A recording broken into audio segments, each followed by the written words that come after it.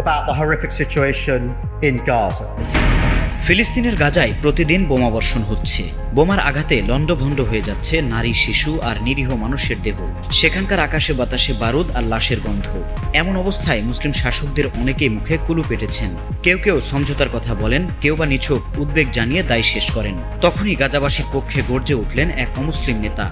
হুঙ্কার দিলেন ইসরায়েলের বিরুদ্ধে। তার নাম কিয়ার স্টারমার। যুক্তরাজ্যের প্রধানমন্ত্রী তিনি। যা বলার সাহস মুসলিম বিশ্বের নেতারা দেখাতে পারলেন না, তা তিনি দেখিয়ে দিলেন।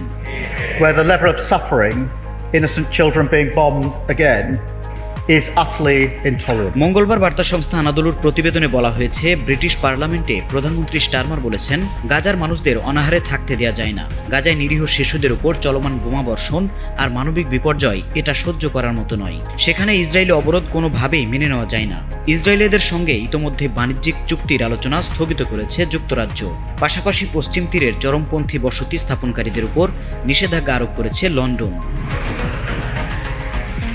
গাজায় ইসরায়েলের আগ্রাসন চলছে ১৯ মাস ধরে। আন্তর্জাতিক মানবাধিকার সংস্থাগুলোর হিসাব মতে প্রায় ৫৩,৬০০-র বেশি ফিলিস্তিনি মারা গেছেন। ইসরায়েলিদের অবরোধের কারণে খাদ্যপণ্যের অভাবে দুর্ভিক্ষের ভয়াবহতায় অনেক মানুষ অনাহারে আছেন। অথচ এই মানবিক ট্র্যাজেডির মাঝেও মুসলিম বিশ্বের অধিকাংশ শাসক নীরব। অনেকে হয়তো নৈতিক সমর্থন জানায়, কিন্তু কার্যকর অবস্থান নেই। রাস্তায় নামেন না, জোরালো বক্তব্য দেন না। এই প্রেক্ষাপটে স্টারমারের বক্তব্য যেন এক চপেটাঘাত হয়ে আসে সেই নীরব নেতাদের মুখে।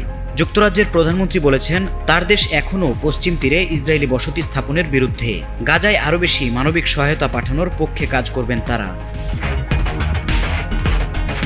যুদ্ধবিরতির আন্তর্জাতিক আহ্বান উপেক্ষা করে যখন ইসরায়েলি সামরিক অভিযান, এই সময় ব্রিটিশ প্রধানমন্ত্রীর এমন অবস্থান বিশেষ তাৎপর্যপূর্ণ।